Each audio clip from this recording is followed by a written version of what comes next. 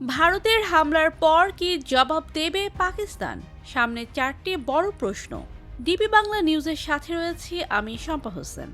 ভারত গত মঙ্গলবার মধ্যরাতে এক নাটকীয় অভিযান চালানোর পর জানায় তারা পাকিস্তান ও পাকিস্তান নিয়ন্ত্রিত কাশ্মীরে মোট ৯টি স্থানে ক্ষেপণাস্ত্র ও বিমান হামলা চালিয়েছে। তাদের দাবি, বিশ্বস্ত গোয়েন্দা তথ্যের ভিত্তিতে সন্ত্রাসীদের ঘাঁটি চিহ্নিত করে এই হামলা চালানো হয়েছে।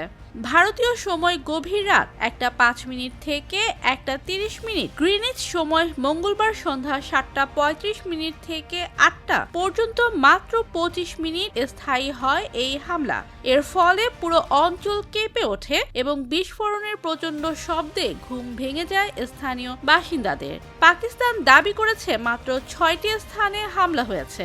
ভারতের ৫টি যুদ্ধ বিমান ও একটি করে ড্রোনগুলো ভূপাতিত করেছে তারা। তবে ভারত এ দাবির সত্যতা স্বীকার করেনি।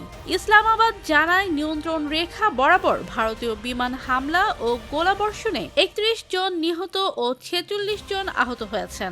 নিয়ন্ত্রণ রেখা হলো ভারত ও পাকিস্তানের মধ্যে প্রকৃত নিয়ন্ত্রণ রেখা, যেটিকে কার্যত সীমান্ত হিসেবে বিবেচনা করা হয়। অন্যদিকে ভারতীয় সেনাবাহিনী জানায় পাকিস্তানের গোলাবর্ষণে তাদের সীমান্তবর্তী অঞ্চলে ১৫ জন বেসামরিক নাগরিক নিহত হয়েছেন।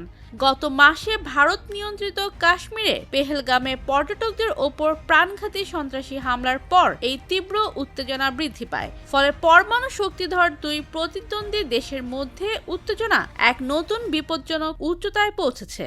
ভারতের দাবি, এই হামলার সঙ্গে পাকিস্তান ভিত্তিক সন্ত্রাসী গোষ্ঠী ও বিদেশি কুশীলবদের সরাসরি সম্পৃক্ততার অকাট্য প্রমাণ তাদের কাছে আছে।